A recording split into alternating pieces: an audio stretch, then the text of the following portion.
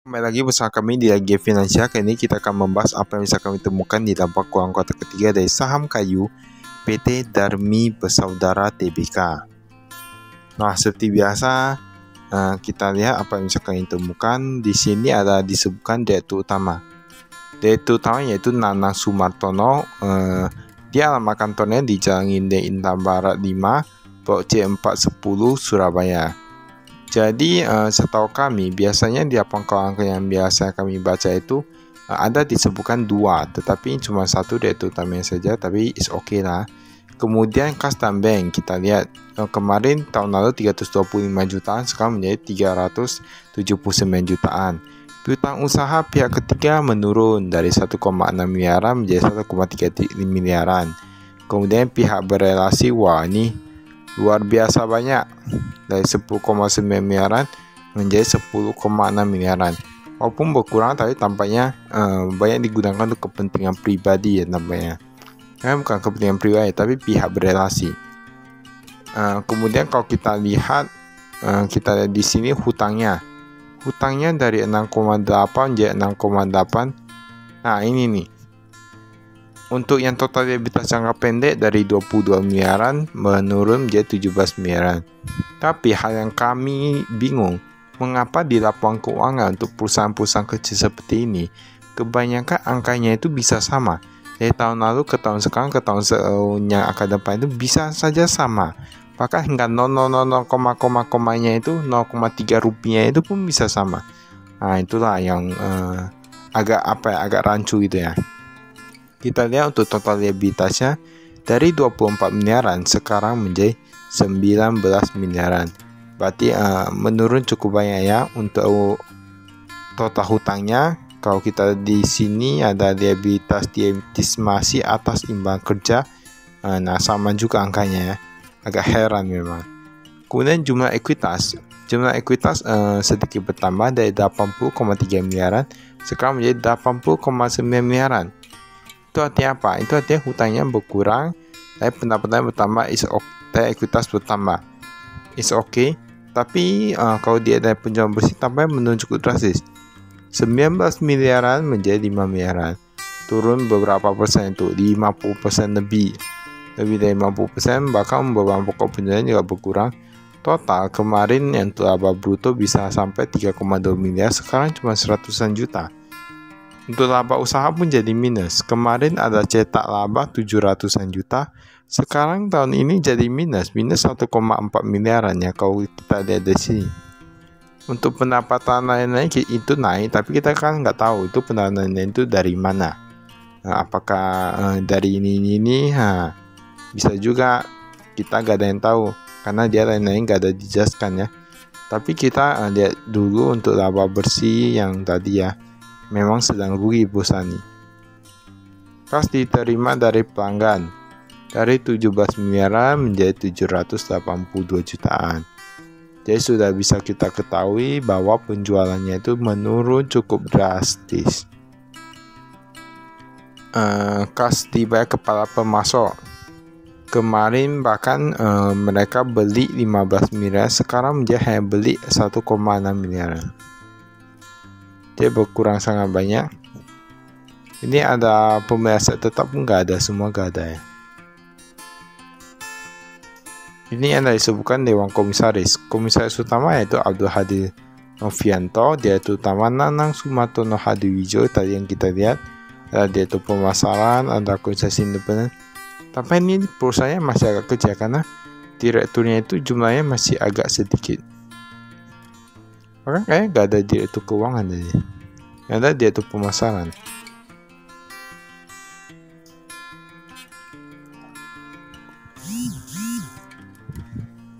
Nah ini kita skip.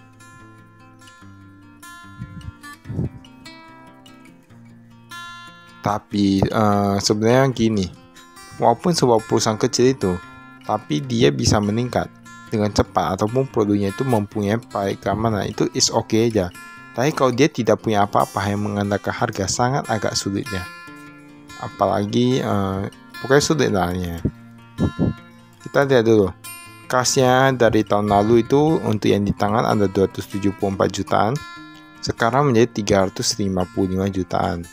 Di tangan is okay. Yang di bank, wah ini yang ada di Bank Pembangunan Daerah Jawa Timur, saldonya cuma 44.000, luar biasa.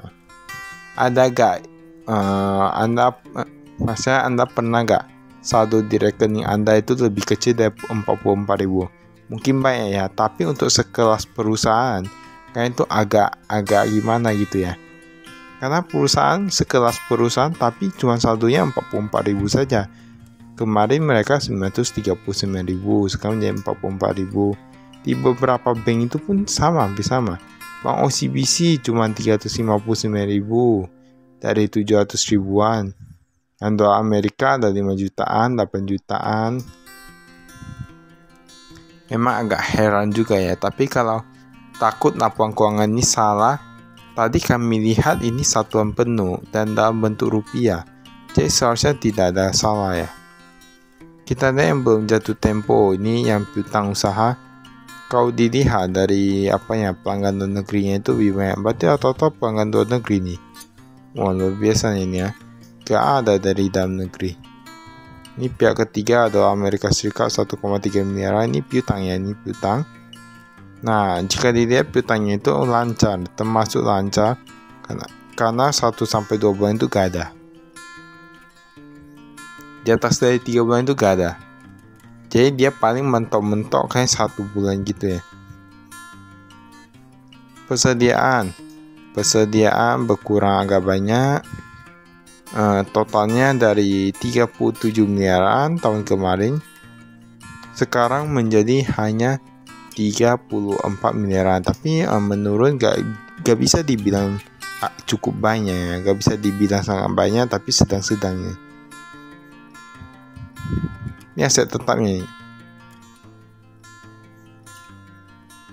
Sebenarnya menurut kami ya, di zaman sekarang ini, perusahaan kecil yang dia masih mengandalkan sistem yang agak kuno itu agak sulit untuk berkembang. Kalau dia perusahaannya itu sistemnya sangat maju dan lain-lain itu, dia kemungkinan bisa melampaui para pendahulunya, tapi agak jarang ditemui perusahaan seperti itu. Utang usaha berdasarkan pemasok pihak ketiga 349 juta dari 800 juta berdasarkan umur. Nah, bahkan yang perusahaan ini, bahkan mereka bayar hutang ada yang hampir sampai 2 bulan. Tapi kalau piutangnya tidak lancar, tapi utangnya itu artinya kadang bisa telat bayar gitu ya. Maksudnya bayar lebih dari 1 bulan. Karena setahu kami ada beberapa perusahaan kasih jatuh tempo 1 bulan, ada yang hingga 45 hari, ada yang jika bayar di bawah 45 hari dikasih bonus, atau di bawah 30 hari dikasih bonus, tapi rata-rata 1 bulan ya. Karena untuk apa? Untuk cash flow. Beban umum dan administrasi, gaji pun berkurang dari 700 miliaran menjadi 700 jutaan menjadi 500 jutaan. Konsultan mengurang sedikit. Tol BBM parkir, nah 10 jutaan. News, sewa. Dia masih ada sewa dan ini pendapatan lainnya ada disebutkan, ada penjualan barang sisa. Wah, ini dari 350 juta menjadi 1,1 miliaran. Bunga atas piutang lain-lain 600-an menjadi 800-an. Bunga deposito gak ada. Sewa dapat 180-an juta. Imbang kerja gak ada. Tapi kalau mau dibilang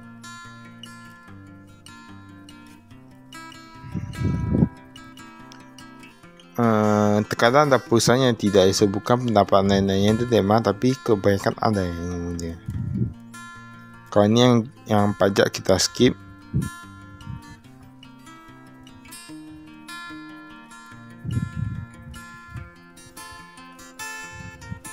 Udah ya, baiklah itu saya tekan. Sekian dan terima kasih. Salam investasi.